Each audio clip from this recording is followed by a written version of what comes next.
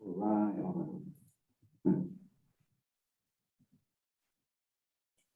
Okay, nampak tak slide saya? Nampak. Ya. Nampak. Nampak. Nampak. Apa benda, Bib? Pak.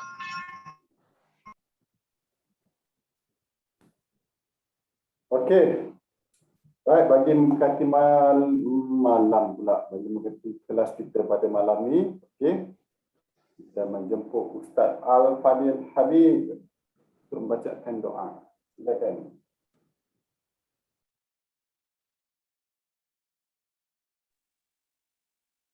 Saya ya? Ya, Habib. Habib seorang je kan? Habib lain ke? Kan? Boleh. Auzubillahi minasyaitonirrajim. Bismillahirrahmanirrahim. Ya Allah, ya Tuhan kami, Kaulah yang Maha Kuasa, Tuhan sekalian alam, mengetahui perkara-perkara gaib, mengetahui perkara yang telah lepas, perkara sekarang dan perkara yang akan datang. Semua dalam rahsia dan genggaman-Mu, ya Allah. Ya Allah, kami mohon keampunan-Mu, kami mohon kerahmatan-Mu, kami mohon taufik dan hidayah-Mu, ya Allah. Ya Allah, ya Tuhan kami, Kau ampunkanlah dosa kami, dosa kedua ibu bapa kami, dosa anak-anak kami, dosa saudara mara kami, dosa ahli keluarga kami, dosa guru-guru kami, dan dosa semua kaum muslimin dan muslimat. Ya Allah, ya Tuhan kami, permudahkanlah urusan kami di dunia dan urusan kami di akhirat. Jadikanlah kami manusia sentiasa bersyukur kepadamu. Jadikanlah kami manusia sentiasa mencintai-Mu, ya Allah. Ya Allah, jadikanlah apa yang kami lakukan ini sebagai suatu amal ibadah yang diterima-Mu. Ya Allah, jadikanlah kami takaful konsultan yang cemerlang, ya Allah. Cemerlang di dunia dan cemerlang di akhirat. Kami mohon kepadamu, Kau perbaikilah akhlak kami, ya Allah. Ya Allah, jadikanlah kami seorang pemimpin di kalangan orang yang bertakwa. Dan jadikanlah kami orang yang memberi manfaat kepada orang lain. Ya Allah, jadikanlah kami orang yang mendirikan solat dan zuriat keturunan kami, ya Allah. Apa yang kami doakan ini bukan untuk diri kami sahaja, tetapi apa yang kami doakan ini juga untuk sahabat-sahabat kami yang berada di luar sana, terutamanya Martin Group. Ya Allah, berikanlah kami kejayaan yang cemerlang di dunia dan di akhirat. Ya Allah, kami mahu berjaya, ya Allah. Kami mahu mengubah nasib diri kami serta keluarga kami, ya Allah. Berikanlah taufik dan hidayah-Mu yang berkekalan, ya Allah. Amin, amin, amin, ya Rabbal Alamin. Amin, amin, Rabbal Alamin. Alamin. Alhamdulillah. Terima kasih Ustaz Al-Fadil Habib daripada Jordan. Alright. So, malam ni, okay, kita nak belajar, kita nak terokai lah, kita nak terokai 3H. Okay, 3H ni apa? Siapa tahu? Ha. Main-main ingat apa, kelas komedi je. Okay, siapa tahu 3H tu apa? Siapa tahu 3H tu apa? Esok saya belanja. Makan je lah. 3H, come on. 3H apa? 3H, H tu. Apa 3H?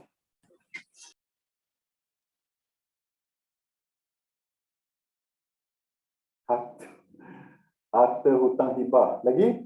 Ada jawapan lain? Ada jawapan lain? Siapa berani jawab?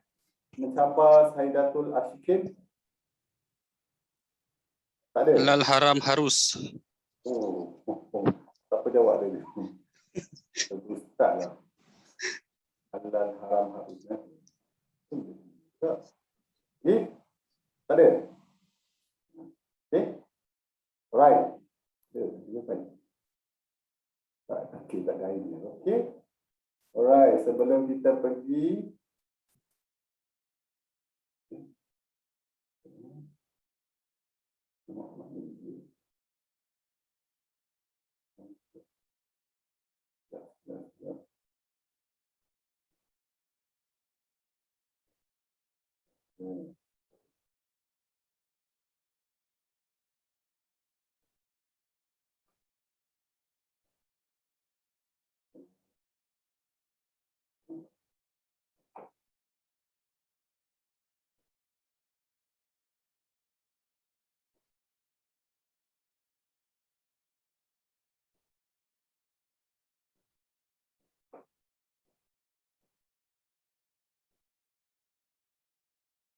Alright, sebelum kita teruskan, saya belanja satu video.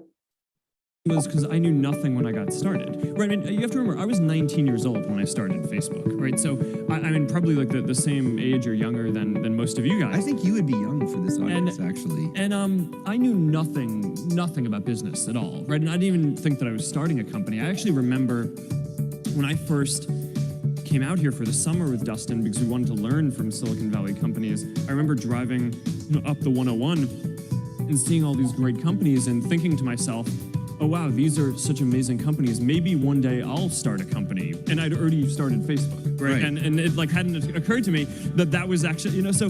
How did you learn? How did you learn Well, just to from a manage lot of the people around me. But there's so many mistakes that just come from not, I mean, like I really knew so little at the time. I spent a bunch of time analyzing and reflecting on why it was that we were even able to do it, because all reasons suggest that we shouldn't have been able to do it, right? Because all these other companies had way more engineering power and servers and time and money and all this stuff. And I actually think that this is a pretty instructive thing for anything that you want to go do, because this is the same property is going to be true for anything that you guys start, is that someone else is going to have more resources and be able to do it. The reason why I think we actually ended up being the ones doing it is because we just cared way more about it than everyone else. We always thought that it was this really important thing and really just like felt in our gut, in our heart that we wanted to do it. And, early on, there were always these skeptics saying that, oh, this can't be a business. We didn't actually care that much about it being a business early on. But a lot of the reason why bigger companies didn't invest in it was because it wasn't clear that there was a model that would work for it. It seemed like a bad idea. Yeah, and I actually think that that's true for a lot of the best ideas, where it is that it's not that someone else can't do it, they actually can, and the odds are stacked against you, but I think often that belief in the fact that you just care so much about what you're doing is the only thing that kind of drives you to do it.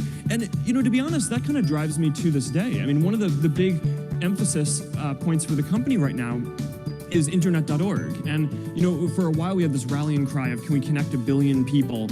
And when we started talking about that, we thought that was crazy, right? It was way bigger than any service in the world that had been built, and it was 10 digits long, right? It's like it felt crazy. We'd never get to that. But then the thing is, as we started to actually get closer to that, we took a step back and we're like, all right, well, our mission isn't actually to get 1 in 7 people in the world to be connected. It's we want to connect everyone. So it's a big issue that only around 1/3 of the people in the world have access to the internet, and that's something that we think that we can do something about. So many things go wrong when you're starting a company, and often I think people ask, what mistakes should you avoid making? And my answer to that question is don't even bother trying to avoid mistakes, because you're going to make tons of mistakes, right? And the important thing is actually learning quickly from whatever mistakes you make and not giving up. Right, and I mean, there are things every single year of Facebook's existence that could have killed us or made it so that it just seemed like moving forward and making a lot of progress just seemed intractable. But you just kind of bounce back and you learn, and nothing is impossible. You just have to kind of keep running through the walls.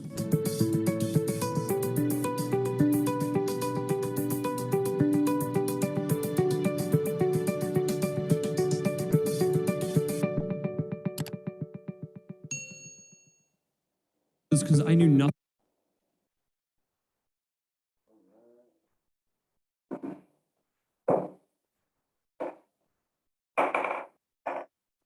Okay. Alright, apa itu penyelesaian 3H? Apa tadi 3H? Halal, haram, apa lagi? Harus. Okey.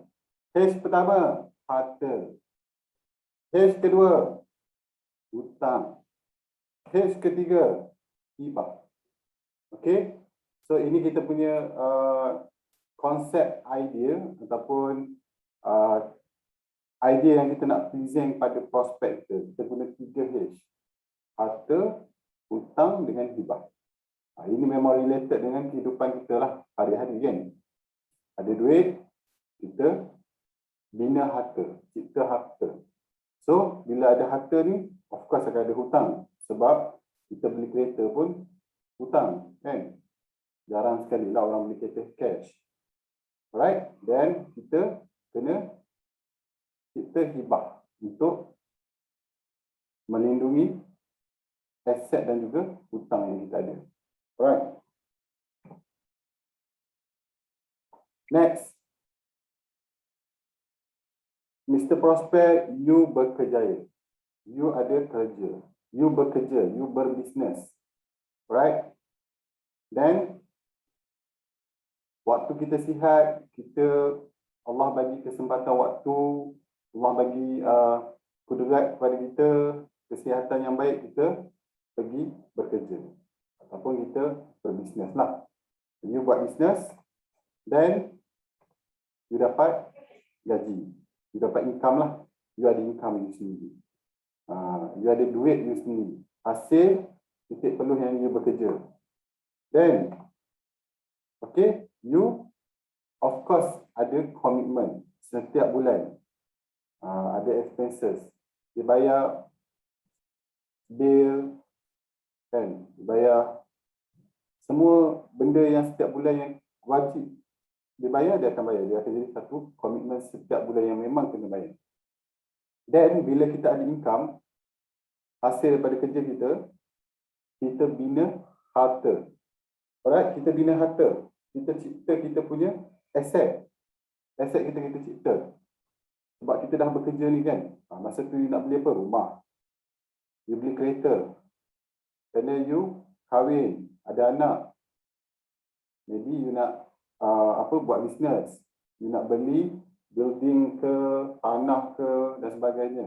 So you bina you punya aset sendiri. Harta you lah.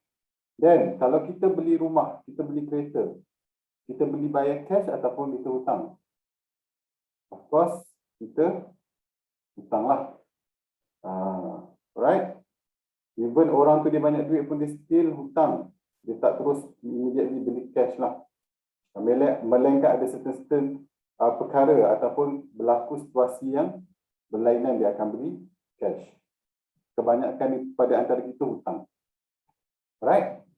So, bila kita hutang, right? Bila kita cipta kita punya harta dengan berhutang dan hidup kita ni ada risiko. Ada risiko tak hidup kita ni? Apa risiko hidup? Saya nak tanya kan. Azri. Azri lama kan. Tak join kelas saya. Azri. Apa risiko hidup? Sakit. Sakit. Okay. Good. Sakit. Next. Apa lagi risiko hidup yang ada? Lan. Lan.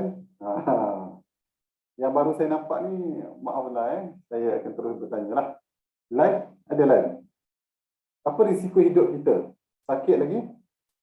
Kalau tak nak jawab, boleh letak jawapan dekat. Mati. Mati. Okey? Okey, mati. Habis cakap mati. Lan cakap mati lagi. Apa lagi risiko kehidupan? TPD. TPD. TPD itu apa? Ada yang tak tahu ni? Hilang TPD apa? upaya kekal menyeluruh. Hilang upaya kekal menyeluruh. Ada lagi tak? Selain pada 3 ni, ada lagi? Farah? Fikri? Ada lagi tak? Okey, so ada risiko kehidupan. Hidup kita ni ada risiko. Hilang kerja. Okey, hilang kerja.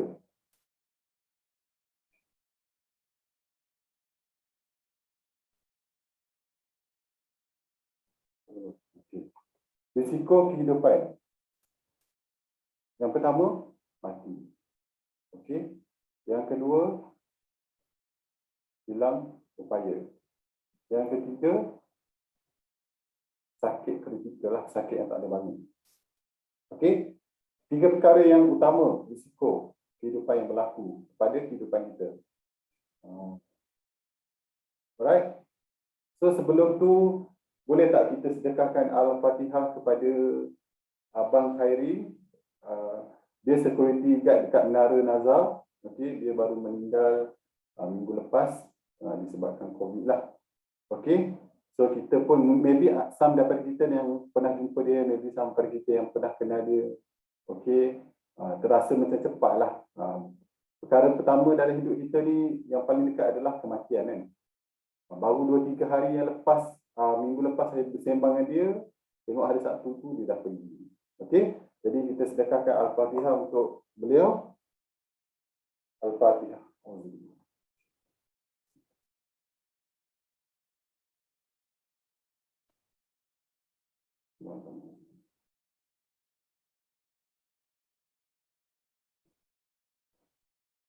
Amin, amin, amin. Semoga arwah Abang Khairi ditempatkan di kalangan orang yang beriman. Okay? Alright. So, benda yang paling dekat pada hidup kita adalah kematian. Okay? Alright. So, apa berlaku? Okay? Apa berlaku kalau sekiranya contoh kita meninggal dunia? Okay, kita ambil contoh kita meninggal dunia. Okay. Kalau meninggal dunia, yang mana nak kena settle dulu? Harta ataupun hutang? Bila harta ni, dia akan jadi pusaka waris. Betul tak? Kita ada aset. Okay. Aset yang kita ada ni, aset yang kita miliki sekarang ni.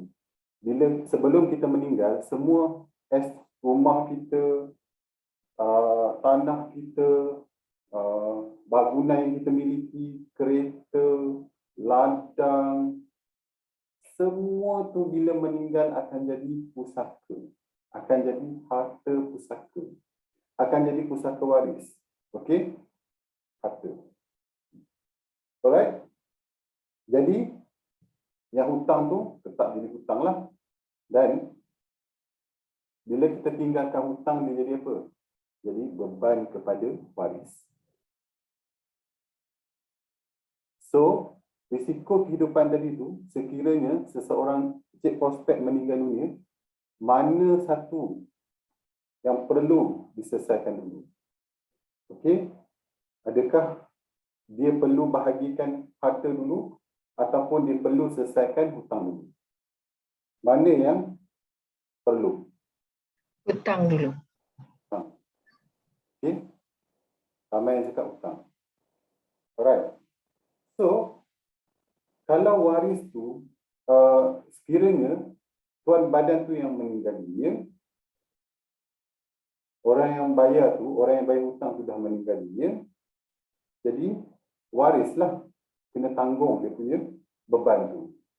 So, waris akan rasa terbeban tak? Akan rasa terbeban. Jadi, dia perlu tambah lagi. Tadi, case pertama adalah harta. Case kedua adalah hutang. Dan dia perlu tambah lagi satu case, iaitu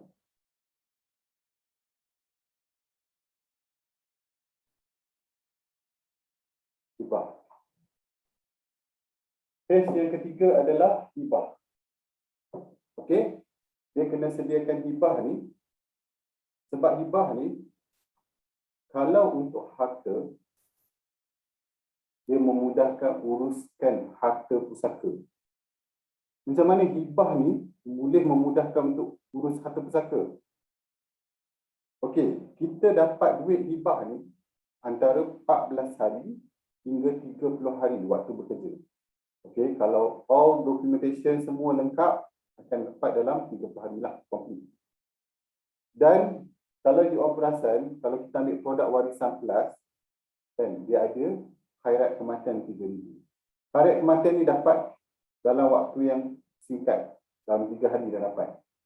Okey, jadi duit tersebut waris boleh guna untuk buat apa yang patutlah, pengurusan jenazah dan sebagainya. Dan duit, contoh dia dapat 350,000. Oh, sekarang promosi kan, kita ambil 250,000. Duit 250,000 tu, dia boleh guna untuk memudahkan urusan harta pusaka. Macam mana nak mudahkan harta pusaka ni? Amir ada tak? Saya nak minta dia buat perkongsian lah. Amir ada ni?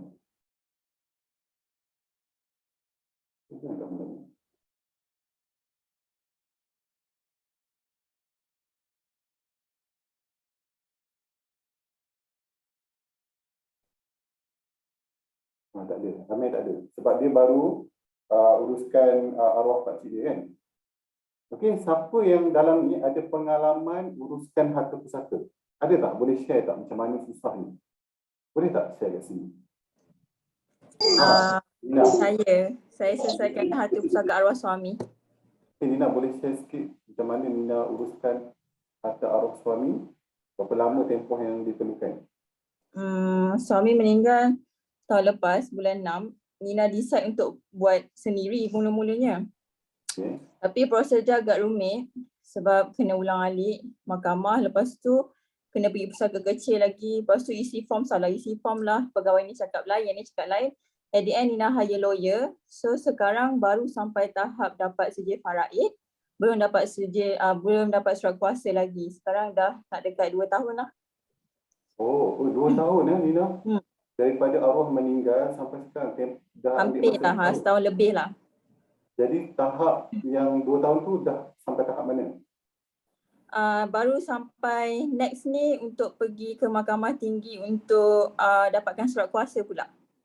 Oh, dalam 2 tahun tu baru nak dapat surat kuasa? Ya, lepas surat Berapa? kuasa, barulah Nina boleh cairkan semua aset. Oh, right, surat kuasa. Okey, saya nak tanya Nina, berapa kos yang diperlukan selama 2 tahun tu? Berapa dah Nina spend? Secara jujurnya lah, Nina dah habis 10K. Dan untuk dapatkan surat kuasa ni kena standby lagi 10K. Kena standby lagi 10K. Right. Jadi Nina keluarkan kos sendirilah. Kos sendirilah. Inisiatif lah. Guys, bayangkan guys, dalam tempoh 2 tahun perlukan almost dekat 20,000. Sebab akaun tu semua dibekukan ni, betul tak? Betul. Masih belum boleh dikeluarkan duit-duit arwah kan? Tak ada, semua tak boleh. ASB tak boleh, semua tak boleh PF keluarkan. semua tak boleh kan? Tak boleh. Maksud dalam tempoh 2 tahun guys, please guys. Sebab tu, okay, thank you Nina for sharing. Okay, semoga urusan Nina dipermudahkan. Kita doakan sama-sama alright. Maksudnya Nina dah ada salah satu contoh yang kita boleh ni. Please kita share dekat prospek kita kat luar sana. Tolong share.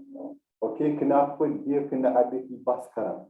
Guys, saya buat prospek saya hibah 1 juta. Dia hanya bayar RM290 umur 35 tahun.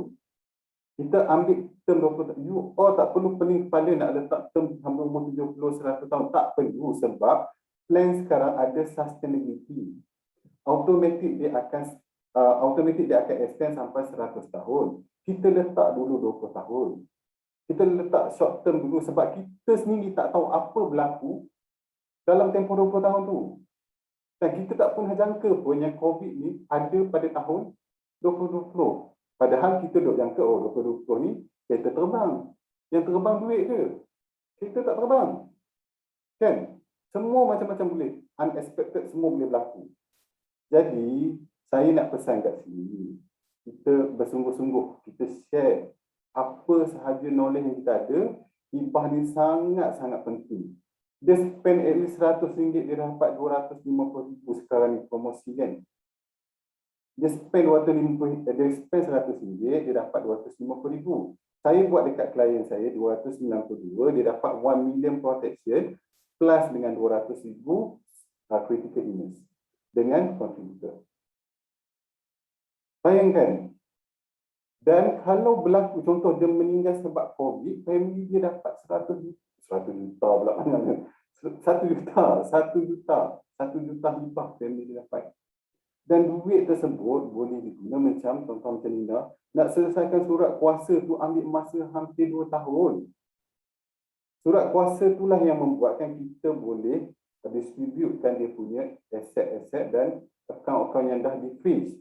Bila seorang meninggal dunia, dia punya segala akaun di dalam bank, termasuk EPF, termasuk dia punya ASB, semua kena freeze, kena beku. Sebab apa kena beku? Itu Akta Probate dan Pentadbiran 1957 memang kena beku. Sebab dalam tu dah ada hak orang lain.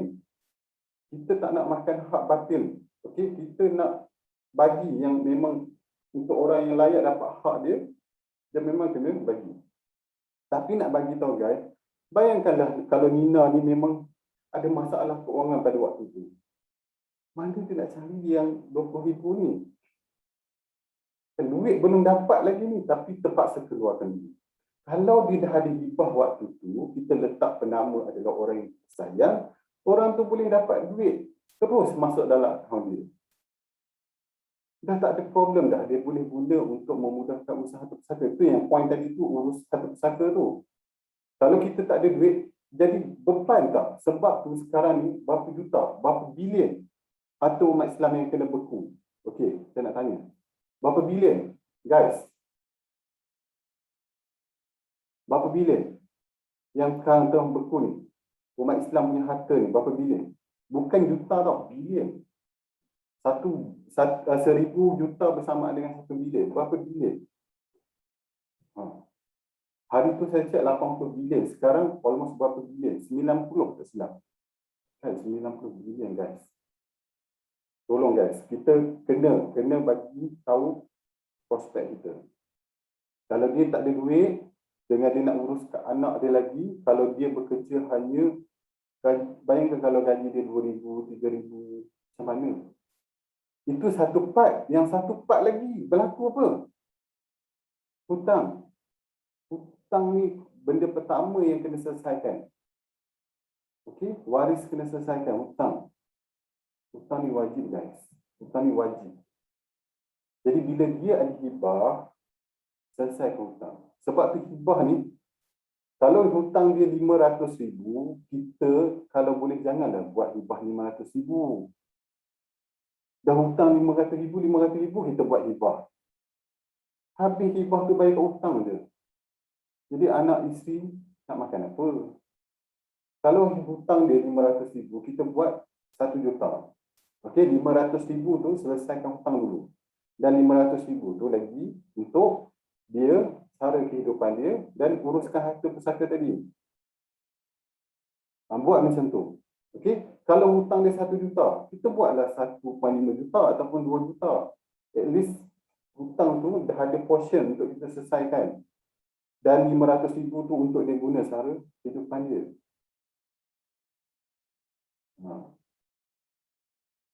Simple tak nampak? Okey. Inilah 3H tadi. 3H. Okey, 3H tadi.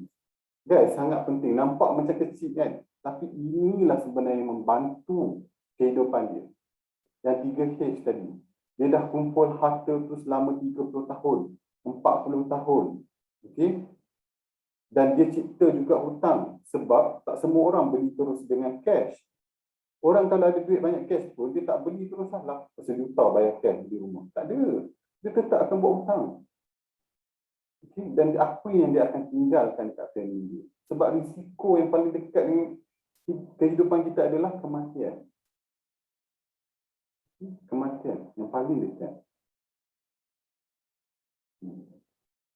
Kalau dia kata, oh tak apalah, kalau saya meninggal biar je lah anak isteri saya uruskan. Habis kalau dia tak meninggal, cik, sebelum cik meninggal, cik sakit dulu. Perlu tak? Contoh dia lumpuh kekal. Dia kena ada. Sebab dia still kena survive. Dia still kena survive. Dia perlu makan, minum. Siapa nak bayar dia punya hutang-hutang tu? Ini guys, please. Okay? Ini dia kena ambil. 3H ni kena ada. Kena ada 3H. Dan ada lagi 2H.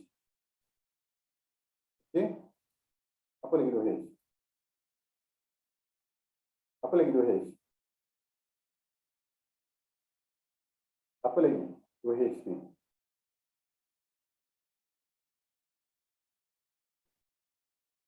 Dia kena ambil pada waktu dia hidup. Okey? Boleh tak masa dia dah meninggal dia baru nak ambil? Boleh ke? Boleh. Habib, boleh ke dia ambil waktu dia nak meninggal? Dia meninggal boleh ambil? Farah, boleh ke dia ambil? Boleh? Boleh kalau dia tahu dia bila dia meninggal. Main-main. Kan? Siapa yang tahu dia bila dia nak meninggal? Okey? Itu H pertama. H yang kedua, hazab. Bukan azab, hazab.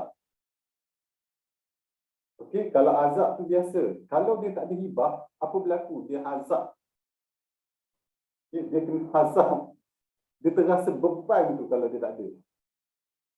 Sebab dia meninggalkan hutang, dia meninggalkan macam tu je. Kan?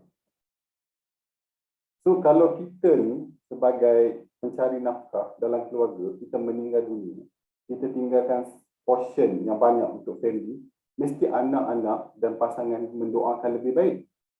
Kalau kita meninggalkan beban, dia orang pun terasa hazard. Agak-agak doa tu rasa macam ikhlas tak? Dia akan jadi sakit hati. Kau pergi meninggalkan hutang dekat aku. Betul tak? Ya, betul. Memang betul benda ni. Realiti kehidupan. Sebab tu saya suka tanya orang yang melalui perkara-perkara macam ni.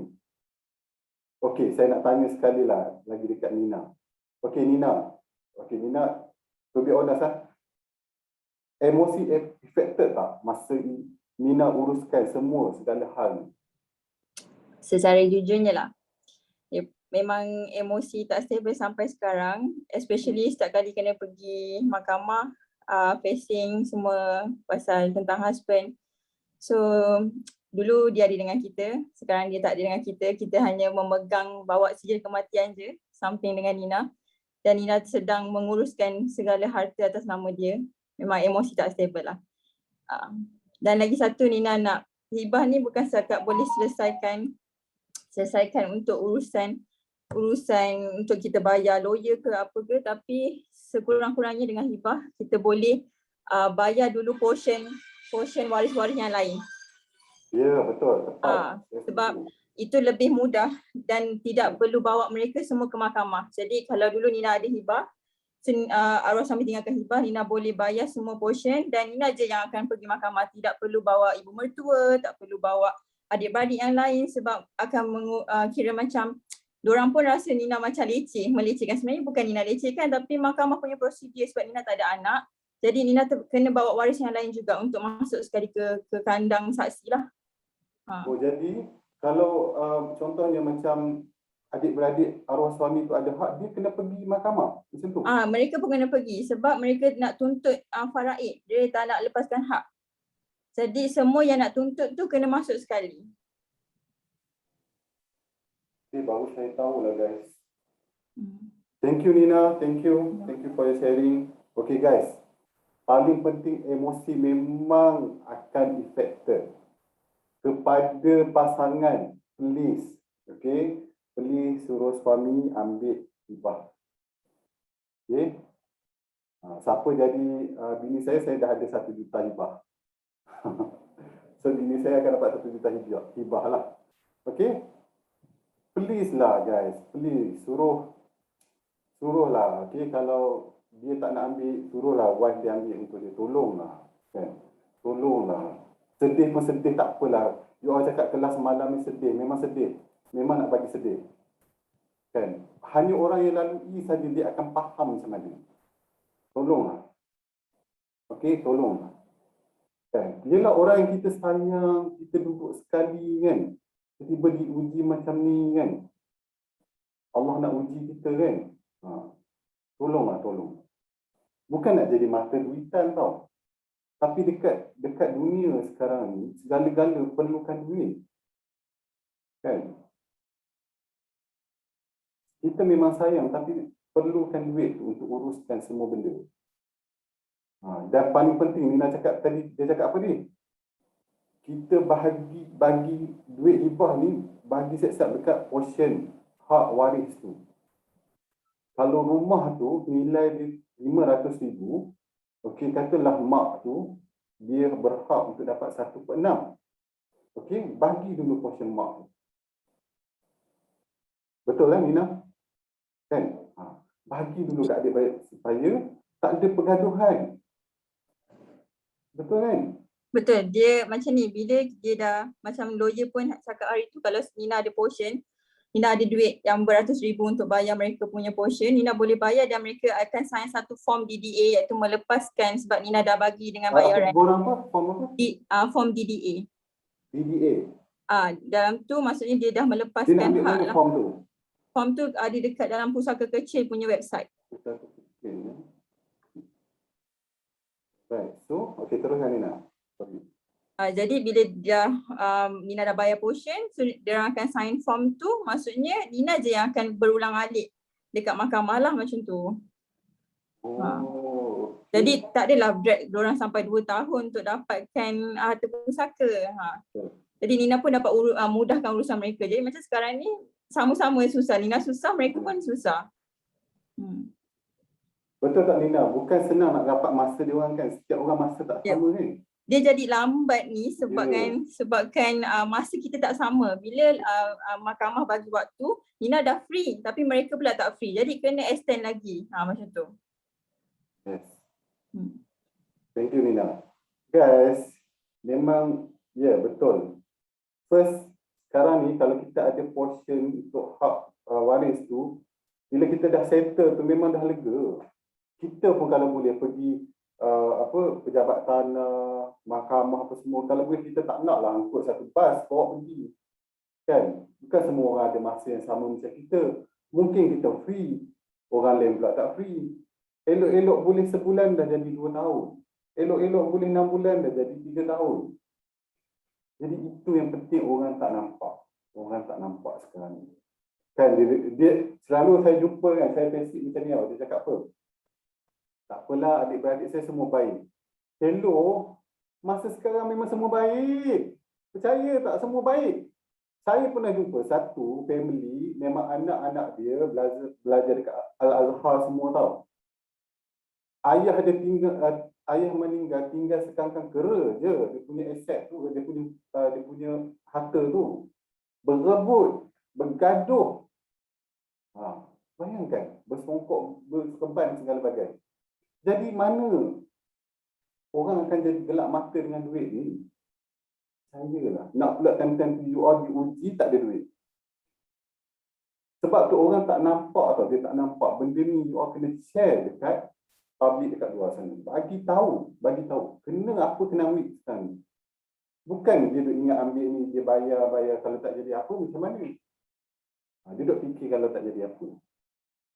Yang kita duk risau ni, yang kita kadang-kadang takut ni, yang paling dekat dengan diri kita adalah kematian. Sebab kita duk tengok hari-hari ada orang meninggal. Kawan kita yang kita mau sembang hari ni, besok lusa dah pergi. Guys, banyak kan hari ni kita true story, kita dengar daripada Nina macam mana dia uruskan arwah suami dia. Please guys, okay? Kita share dekat orang. Betul, hanya kerana harta terus buang keluarga. Betul Azimah. Memang orang akan habislah tak nak cakap lah. Tak tahu nak cakap lah. Kan?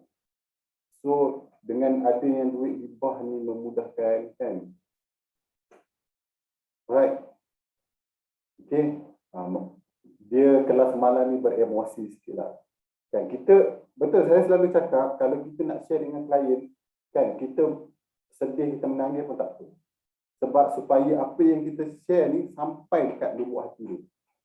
Kita tak nak dia pergi macam tu je. Kita share benda ni daripada lubuk isi hati kita sendiri. Tolonglah guys. Kan? Kita bukan nak komisen semata-mata, bukan kita nak duit dia pun. Kita betul-betul nak bantu dia supaya satu masa nanti dia tak minta-minta. Anak-anak dia tak minta-minta. Kan? Kita baru dengar daripada kisah Nina ni tahu, ada banyak lagi kisah di sebalik. Banyak sangat. Kawan saya buat pengurusan harta pusaka kan. Saya dengar cerita daripada dia sangat seram. Sangat seram guys. Ada yang sampai sekarang 20 tahun, 30 tahun tak settle lagi. Sampai ada orang dah give up. Yang jadi masalah dia dah lah tak settle. Orang yang berhak dapat tu, dia dah meninggal dunia pun. Dan harta tu dah jadi beberapa generasi tau. Nampak tak? Dia jadi macam mana nak cakap apa ayat yang saya sesuai cakap? Dia dah jadi beberapa generasi. Patutnya duit tu dapat kat dia. Sekarang ni duit tu dah bercambah tu. Apalah, disalahkan dia faham. Dah pergi dekat pewaris dia. Contohlah okey, katalah abang tu sepatut dapat 100,000. Jadi dia dah meninggal. Jadi 100,000 tu dah pergi dekat keluarga dia, waris dia pula. Bayangkan waris dia pula meninggal. Pergi dekat waris tu. Bila nak selesai? Sebab tu cakap ada duit yang mudah untuk selesaikan. Alright? Ada soalan? Sedih sikit lah, kita buat sedih sikit kan. Bukan buat lah betul-betul sedih lah kan. Ada soalan tak? Nak tanya. Ataupun selain pada Nina, siapa-siapa nak share. Kan ada kisah pengalaman ke customer ke. Kan? So, share benda yang betul lah. Itu bukan benda yang tipu-tipu. Kita share pasal hibah ni bukan benda tipu. Benda yang realiti. Berlaku dalam kehidupan harian kita. Kan? Dia ambil sekarang ni murah je RM100 tu saya cakap kan. Kalau you pergi Tesco, ya Allah, sehari 2 hari boleh habis RM100 tu. Kan? Dia simpan, dia lock RM100, dia lock RM250,000 dengan RM100 sebulan je. Kan? Alright? Okay. Next. Kita ada role play macam biasa. Tak boleh dengar je, mesti nak ada role play antara ejen dan juga prospek. Siapa nak jadi ejen? Kita nak tengok. Dengar tak apa, dia fokus tak apa yang saya share tadi. Siapa nak jadi prospek? Volunteer ada? Minggu lepas Ibu dengan Andi kat saya. Minggu ni saya nak ambil lah. Kalau tak nak volunteer, saya petik nama. Minggu lepas Ibu dengan Andi dan juga Siti dengan siapa tu lagi? Dengan apa ya? Dengar. Okey, minggu ni saya nak Habib. Habib ada? Azimah. Okey, Azimah nak Okey, Azimah. Siapa lagi? Farah okey. Farah tak dengar suara lagi. Tadi Kak Okey dengar suara. Ada. Ada jangan cuba nak menyorok ya. Okey. Okey, Farah dengan Azimah. Kak Azimah, okey. Siapa nak jadi ejen ni? Siapa nak jadi ejen, siapa yang prospek?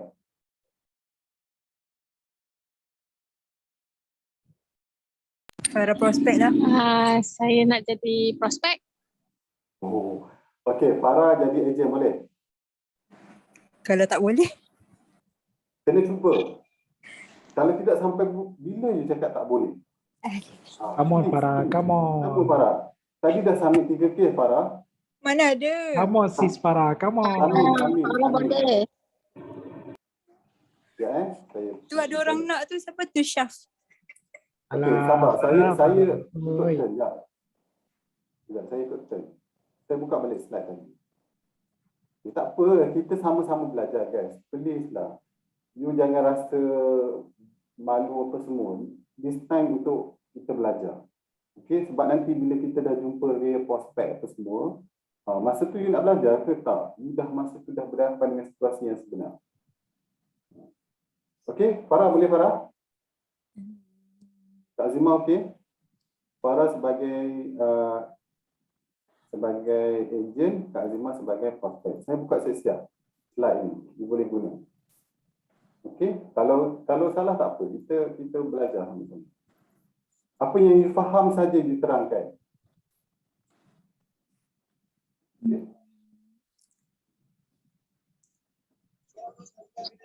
Kira nak start daripada awal ke? Boleh start pada awal. Kiranya okey, macam ni je. Point dia dekat sini, you dah jumpa dah Kak Azimah ni, tak perlu buat call. Dah jumpa dah. Boleh tak buka kamera dua-dua ni? Dia orang nak tengok you all punya ni. Always ready, dalam keadaan bersedia. Okey? You dah ni. Okey? Hafiz request mohon buka video. Buka. Okey. Baguslah macam ni. Kalau dekat fizikal kan tak ada nak tutup dengan apa. Okey? So, okay, real story. Farah dah berjumpa dengan Azimah ni sebagai prospek.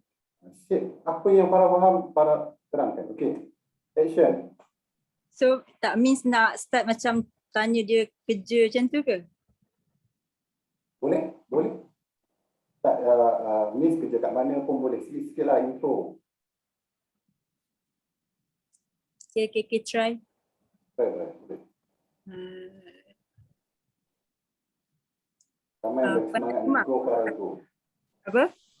Ramai yang bagi semangat. Go Farah, go. Saya, Sebab ramai tu masalah tu.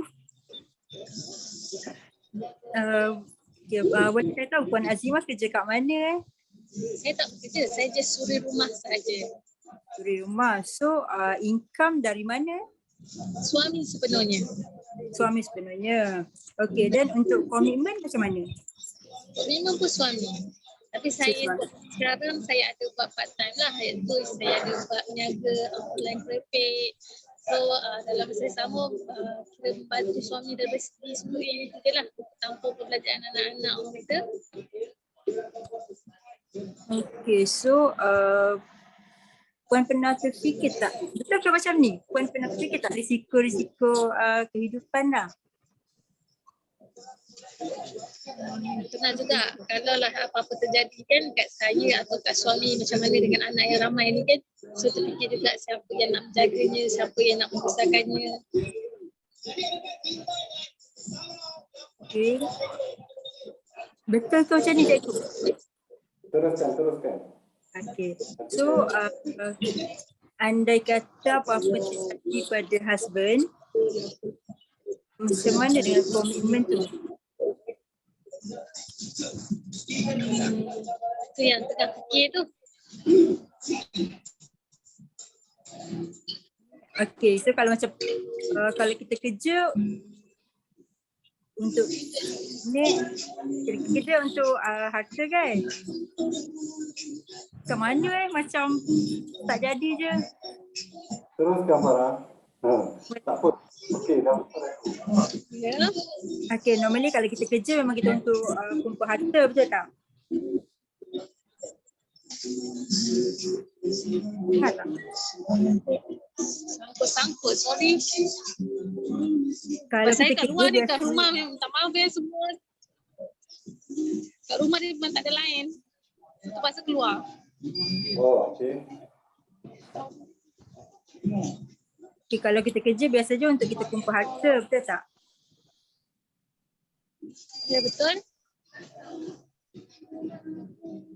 Dan biasa komitmen kita tu mostly mestilah kita hutang kan? Betul. Betul.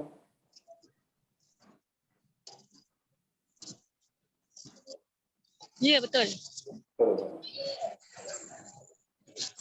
Dan kalau kita meninggal, harta kita akan jadi kepada akan jadi pusaka. So ada tak cara mana?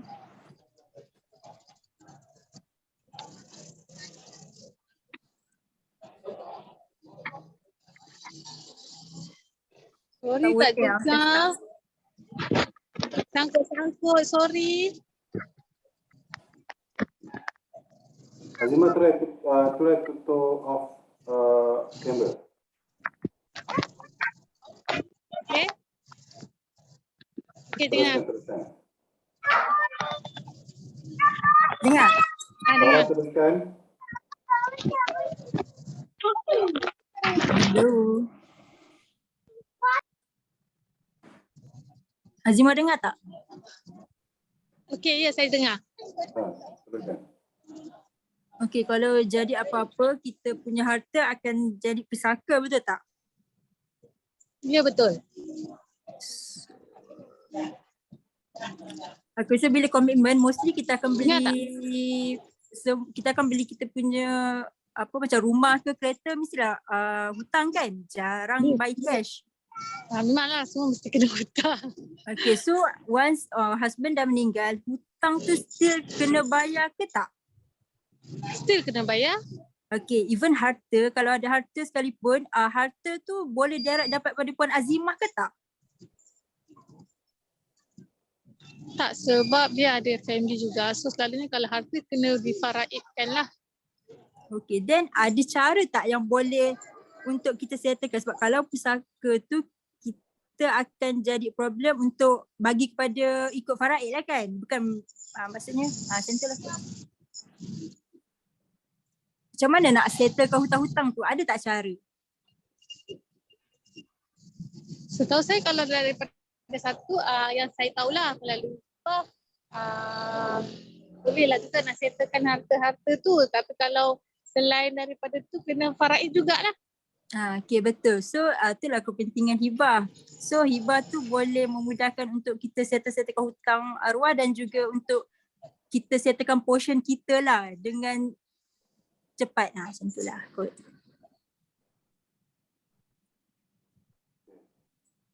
Macam tu ke Cikgu Syah? Dah ke? Dah close belum ni? Dah lah kot. Azimah dah close belum?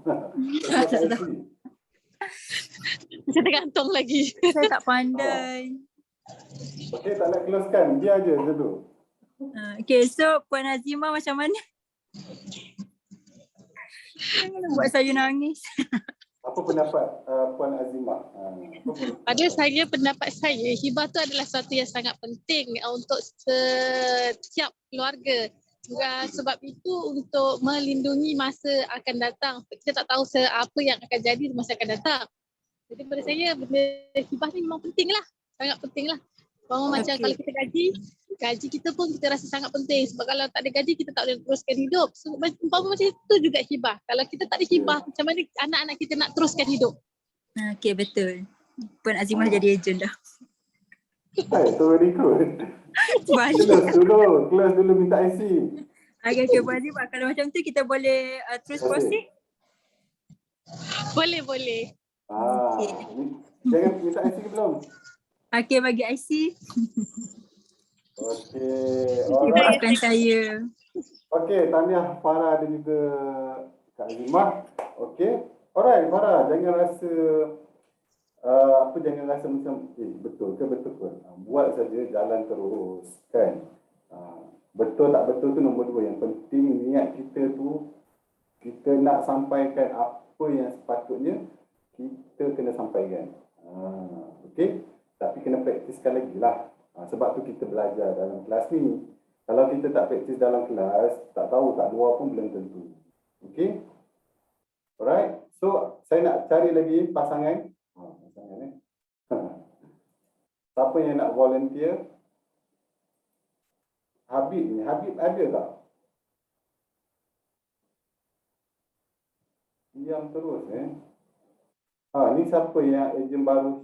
Apa ni? Syaf ke? Ada ke orang ni?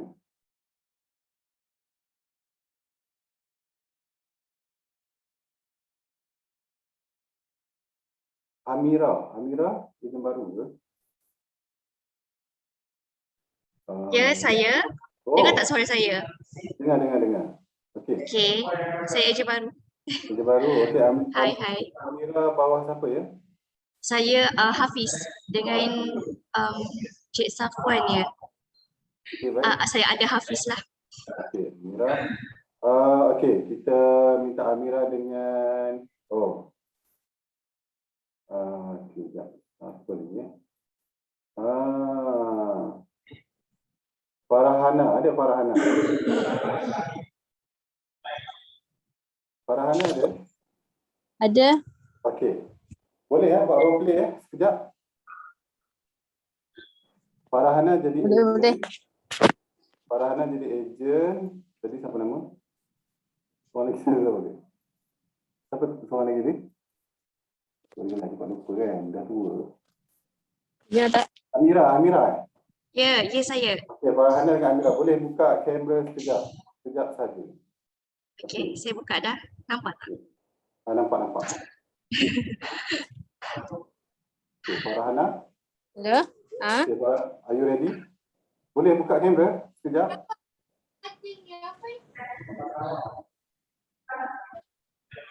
Line slow, okay. Line slow. Okay. Ready ya? Untuk Farhana sebagai ejen, Amira ni sebagai Ya. prospek. Ingat tak? Dengar. Okey, Amira dengar, Farhana dengar? Kalau line tak okey, Farhana tutup kamera tak apa.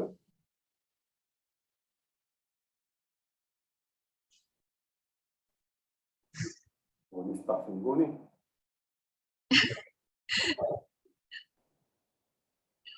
Oh, kena freeze ni.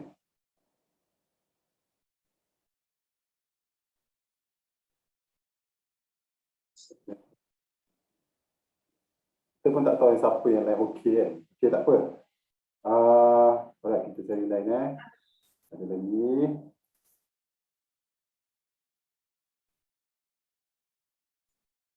Sekejap. Ni saya jumpa. Hari tu ada datang kan? Atika Hani. Atika Hani ada?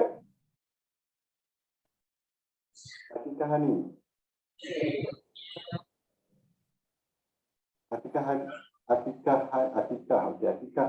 Ada kat situ tak? Cepat, prospek dah ready ni. Ejen tak ready, macam mana ni? Lepas tu gaduh, tak ada kes. Sudah. Guys, cepat guys. Prospek dah tunggu dah. Nak buat apa ni, appointment online ni. Ejen tak muncul.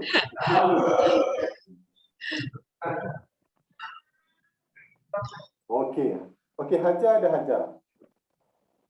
Hajar ada situ? Siti Hajar. Ejen hilang tak? Please guys, please. Saya nak satu lagi je. Hajar Ada. Hajar boleh Hajar. Okey, Hajar jadi Tapi ejen. tak buka kamera. Okey, line tak okey ke? Okey, tapi saya baru balik tadi. Oh, Lebih itu. lupa. Tapi dengar tak saya present tadi? Apa dia? Saya present, dengar lah. Dengar sekejap. Okey, Hajar boleh share apa yang saya present tadi dekat Amira sebagai prospek. Boleh? Saya cuba. Boleh macam tu. Inilah baru ejen. Okey. Betul ke salah nombor 2. Yang penting nak cuba. Okey, silakan Hajar. Action. Ni dah jumpa lah Amira ni dekat shopping mall. Okay. Suara saya dengar kan? Dengar. Saya dengar tak? Dengar. Okay. Saya cuba Okay, Assalamualaikum Cik Amira. Waalaikumsalam. Ya. Saya Hajar. Tapi hari ni saya nak terangkan sikit pasal takaful lah. Okay. Sekarang ni Cik Amira bekerja ke? Saya berniaga je. Lepas tamat kontrak saya berniaga je kat rumah. Suri rumah lah. Berniaga apa bisa tahu? Cookies. Ya. So macam mana income bulan dalam berapa? Kalau biasalah kalau jual cookies ni kejap masuk order, kejap tak masuk kan. So tak banyak lah nak cakap ni. Tak banyak. Betul. Okay. Tapi kiranya pun Cik bekerja untuk dapatkan pendapatan kan? Betul, saya kiranya macam nak ringankan beban suami jugalah. Kiranya nak bayar komitmen kan. Okay, so Cik rasa pendapatan tu penting lah kan? Ya, sangat-sangat penting. Atau Cik bantu suami untuk bayar komitmen ke? Ya, kiranya untuk bayar kereta sajalah. Macam yang lain tu insya-Allah husband. Tapi macam kereta saya punya kan, so saya nak bayar sendiri. Okay, bagus macam tu. Okay. So kereta tu Cik hutang. Yes, betul. Loan betul. Okay, tapi kita kalau satu hari nanti jadi apa-apa dekat Cik, apa akan jadi dengan contohnya berlaku kematian ke ataupun Cik lumpuh tak boleh bekerja dan tak boleh bayar komitmen yang ada ni. Betul. So Cik rasa siapa yang bayar? topik sekarang? Itulah kadang-kadang saya fikir juga, let's say kalau macam suami ke, kalau berlaku apa-apa pada dia kan, macam siapa yang akan bayar. Yelah saya pun saving bukannya banyak sekarang ni dengan kerja sekarang kan. So let's say kalau saya pergi dulu pun apa akan jadi dengan kereta apa semua, siapa yang akan bayar apa semua kan. Macam itulah. Okey, so sekarang ni macam cik sekarang ada suami, ada anak tak?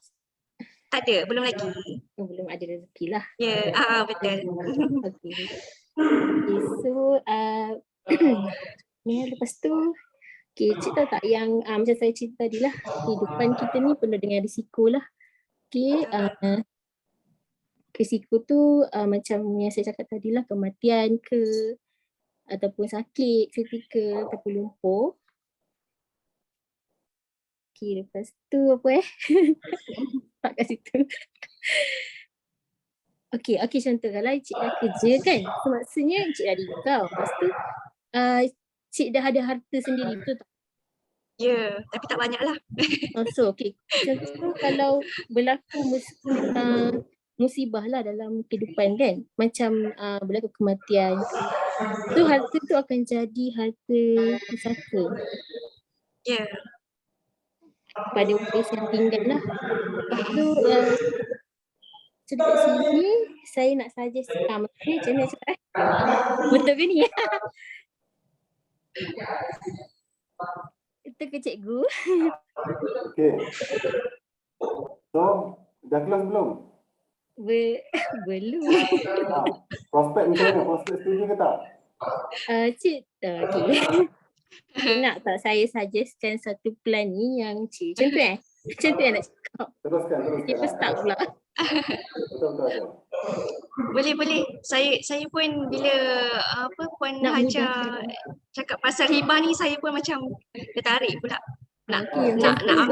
Bolehlah bagi saya IC. Boleh. Okey, biar yang tepi. Alhamdulillah, close case satu ni. Kita sambil Hajar. Okey, malam ni ni lah bagi. Okey, thank you. Dengan Hajar, kita bagi wang clap. Terima kasih. Okey. Alright. Prospek tu betul-betul positif. Tak perlu pun korang nak cerita banyak kan. Dia memang dah nak ambil dah. Kalau macam tu tak perlulah nak cerita macam-macam ni kan. Terus minta IC. Dia punya point dia minta tu IC. Jangan bila dia dah berminat tu, dia dah bagi hint berminat tu, dia pusing ni. Okey? Alright. Bagus, tapi pada saya kena praktiskan lagi. Okey? Kita punya main topik tu 3H. Kita kena tekan sikit lah. Kita nak share pasal 3H. Apa tu 3H? Harta, hutang dan juga hibah. Kena bagi tahu benda tu. Highlightkan benda tu. Harta, hutang dan juga hibah. Benda tu sangat related lah. Okey? So dia sihat, dia pergi kerja kan. Dia pergi kerja, dia akan dapat income. So bila dapat income, dia akan ada komitmen. Komitmen tu lah dia akan start kumpul harta, dia bina harta ataupun dia create dia punya aset dia sendiri. Dapat harta tu apa? Rumah, kereta, tanah kan, anak. So biasanya orang beli kereta, beli rumah ni, dia akan berhutang lah. Jaranglah orang beli cash, dia akan berhutang. So apa akan jadi? Sebab hidup ni ada risiko. Ini saya ulang balik ada risiko. Apa risiko kehidupan? Kematian, lumpuh kekal dan juga sakit kritikal. Alright? So kita ambil contoh. Kalau dia meninggal dunia, so harta tadi akan jadi apa? Jadi pusaka waris. Semua aset yang kita miliki masih hidup, bila meninggal akan jadi pusaka waris. Dan hutang tadi akan menjadi beban kepada waris. So apa yang dia perlu buat? So dia akan tambah satu hibah lagi yang ketiga. Dia akan tambah satu lagi H. Yang ketiga itu hibah. Apa fungsi hibah ni? Hibah ni untuk pusaka tadi, dia memudahkan urus harta pusaka. Tadi Nina pun dah share macam mana dia uruskan harta arwah suami dia hampir 2 tahun. Dan dalam masa sama, yang hutang tadi, beban waris tu kita selesaikan hutang dia. Okey, hopefully you all semua dapat dah point apa yang saya share pada malam ni. Okey, kelas kita biasa sejam je. Alright, so saya harap sangat bermanfaat pada malam ni, dapat ilmu. Okey, ada soalan tak sebelum kita akhiri kelas kita? Ada soalan yang tak jelas? Yang tak jelas pasal harta pusaka kan? Yang tak jelas macam mana orang nak uruskan harta pusaka ni. Benda ni sangat kata. Hibah ni, kalau you all cerita pasal hibah ni, dia bukan pengganti pada faraid tau. Jangan salah buat ayat. Hibah ni pengganti faraid. Tak. Hibah ni hanya pelengkap saja. Faraid tu, itu memang dah Allah dah tetapkan dalam Al-Quran surah An-Nisa pun dah ada. Dah ada bahagian masing-masing. Kita bukan cakap, oh, ambil hibah ni tak perlu faraid. Tak boleh. Faraid tu tetap. Kalau rumah tu, kalau dah ada hak orang lain kena bagi. Kita tak boleh kata ambil hibah, maksudnya faraid tak boleh follow, tak perlu follow. Tak, salah. Faraid tetap kena follow. Okey? Hibah tu bila you dapat duit, pampasan kematian tu dapat, itulah duit digunakan untuk selesaikan perkara-perkara yang sepatutnya. Dan duit tu, portion tu dibagi kepada hak-hak waris. Kena bagi hak waris tu. Mana boleh kita kata hibah tu, oh dah tak perlu buat faraid. Tak boleh. Salah. Okey, hibah tu memudahkan. Kita guna ayat memudahkan urusan harta pusaka dia. Dan selesaikan hutang. Dan anak-anak boleh teruskan kehidupan. Itu point dia. Ada juga saya pernah dengar ejen cakap hibah tu pengganti faraid. Bukan pengganti faraid. Dia pelengkap. Okey? Pelengkap. Okey? Ada soalan? Dah habis dah? Dah habis dah kelas kita pada malam. Ada soalan yang nak bertanya? Ibu ada soalan? Habib, Saf, okay. Lina, Ridwan, Azri, Syarul, Farah, Amira. Ada soalan tak? Tak ada. Setakat ni tak ada. Tak ada soalan. Semua jelas Harap membantu kelas malam ni. Kan? Alright. Terima kasih kepada anda semua yang luangkan masa. Terima kasih juga kerana bagi masa, kan, bagi peluang, bagi semualah kan. Bukan senang kan. Kita tahu semua sibuk. Kan, bukan senang kalau sampai sibuk ni nak datang kelas, nak fokus semua kan. Tadi Hajar pun cakap dia baru sampai rumah semua kan. Kita faham. Tapi orang yang menuntut ilmu ni ganjaran dia sangat besar kan. So gunakanlah ilmu yang saya share ni. Saya bukan pandai pun, saya bukan nak mengajar apa, tak, just sekadar berkongsi saja apa yang saya tahu. Dan terima kasih juga kepada Nina tadi buat perkongsian sangat-sangat. Kita sebelum ni saya pun banyak benda juga tak faham, tak jelas, tapi dapat juga sedikit sebanyak kan. At least boleh membantu kita dalam berkongsi ilmu kepada masyarakat di luar sana. Sebenarnya ramai lagi yang kurang. Dia bukan, kadang-kadang orang bukan dia tak nak ambil hibah tu sebab dia tak jelas. Kita malam ni dah belajar, kita dah faham, kita tolonglah bagi orang yang faham. Fahamkan sebaik mungkin. Kalau kita rasa yang 3H ni penting, saya minta sangat anda semua masterkan presentation ni. Saya pernah bagi tahu sebelum ni, kita masterkan dalam 1 ataupun 2 presentation dahulu. Setiap bulan memang kena belajar. Setiap minggu memang kena datang kelas. Tapi sebagai konsultan, kita kena masterkan 1 ataupun kalau lebih, alhamdulillah lah. Kalau kita ejen baru, kita masterkan 1-2 presentation dulu. Okey, kita masterkan dulu. Mungkin minggu lepas saya buat 2-line presentation. Okey, yang 2-line presentation tu untuk medical card. Kalau untuk hibah kita guna 3H. Kan dah cantik. Kita dah ada 2 presentation yang kita boleh master tu. Bila kita share dengan orang, kita nak share pasal hibah, kita guna 3H. Aku nak share pasal medical card, you guna 2-line. Nampak tak? So orang dah nampak sebab kita dah master, kita dah faham. Dan knowledge pasal harta pusaka kan, kita dah ada kat situ. So kita buka minda orang supaya orang tu faham. Okey, terima kasih banyak-banyak untuk malam ni. sorry kalau ada apa tersalah cakap ke, yang kurang tu semua daripada saya. Okey, yang lebih tu semua datang daripada Allah SWT. Cikgu, Okey, Akidah. Ya, Akidah. saya ada soalan. Apa tu soalan? Sorry macam mana kita nak tahu yang kes tu dia boleh claim hibah? Kalau macam sakit tu macam sakit macam mana? Oh, Ke ada semua soalan sakit dia boleh claim hibah? Okey, macam ni, Akidah. Okey. Alright, kita kena ingat dua hibah ni kalau berlaku kematian. Okey, kematian segala sebab lah. Sama ada dia meninggal sebab sakit ataupun dia meninggal sebab kemalangan. Okey.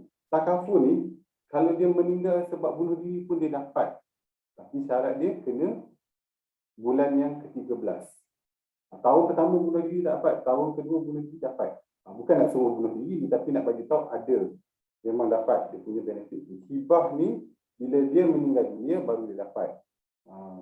Sebenarnya kita tak ada produk hibah pun. Kita guna term hibah tu supaya senang nak bagi orang faham. Okey. Yang kedua, okey, kalau sakit dia tak dapat hibah. Kalau sakit kritikal tak dapat hibah. Melainkan kita letak rider apa? Crisis shield dan juga crisis protector. Ataupun kita letak kalau anugerah lah apa? Cancer protector. Kita letak 3 rider ni memang dia akan dapat benefit untuk sakit kritikal.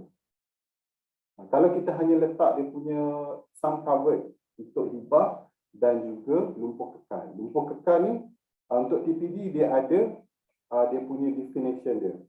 Dia jenis yang macam mana. Kalau hilang tangan sebelah tak dapat lah. Dia kena dua-dua belah tangan. Itu baru lumpuh kekal. Dia ada kategori dia. Itu kita kena pergi kelas lain lah. Kalau untuk sakit kritikal, kalau polisi dia ataupun sertifikat yang dia ambil tu ada manfaat untuk sakit kritikal, sama ada dia ambil crisis shield ataupun crisis protector ataupun juga cancer protector. Dia ambil 3 ni, okey, dan sakit tu memenuhi definisi yang ditetapkan oleh Prudential, okey, yang ada dalam sertifikat tu, maka dia akan dapat pampasan. Okey. So akan dapatlah. Baru-baru ni kan kita pergi ke rumah Kak Raihan. Kak Raihan ada sini. Kak Raihan ada? Saya nampak dia tak ada. Dia keluar lah. Kita pergi rumah Kak Raihan kan. Anak dia kena apa?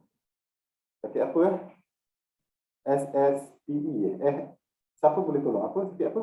SSPE. SSPE. SSPE SSPE SSPE. Okey, sakit tu sangat rare lah. Okey. Jadi dia dapat pampasan sakit kritikal. Boleh digunakan untuk mengurangkan beban keluarga dia. Kak Raihan ada di sini? Tak ada share sikit lah. Ada? Tak ada Dia dah keluar. Okay, tak apa. Kita minta dia share ni depan. So, Akidah menjawab soalan Ya, terima kasih. Itu je simple. Okay. So, kalau buat polisi, kalau buat hibah punya sertifikat, letaklah contoh kita letak sum covered tu 500,000, letaklah CISP 150 ke 200,000 ke. Janganlah biarkan kosong, kesian dekat dia. Kadang-kadang ada orang dia tak terus meninggal tau, dia sakit dulu. Allah uji dulu dengan sakit kritikal. Dia sakit dulu ni. Okey. Sementara dia sebelum dia nak meninggal dia sakit dulu kritikal. Contoh kena kanser kan. Kalau kita tak letak CI, dia tak dapat apa-apa. Tunggu dia meninggal baru dia dapat. Kalau kita letak CI contohnya 200,000, dia dapat dulu 200,000. Kalau letak crisis pun tak apa, at least tolak daripada basic sum covered. Itu murah kan. Kalau kita letak CT, crisis protector tu mahal sikit. Jadi letak dulu. Okey, at least dia dapat benda tu. Baru cantik dia punya polisi tu. Jangan biarkan kosong CI dia. Okey? Okey guys, jelas? Tak ada lagi soalan Alright, terima kasih. Sebelum kita tamatkan, kita ambil gambar dulu, boleh? Buka kamera dulu. Okey, ambil gambar. Siapa yang belum pakai tudung, pakai tudung. Siapa belum make up dulu. Bagi dua ni. Turun tudung.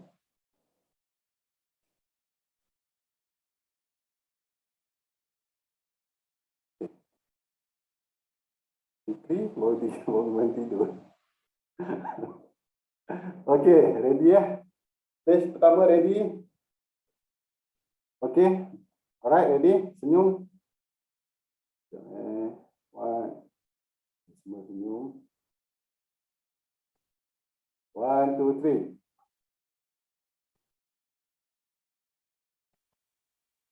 One, two. Okay. Satu lagi. Dari ya, page kedua. 1, 2, 3. Okey, terima kasih guys. Okey, kita tangguhkan dengan tasbih kepada Allah.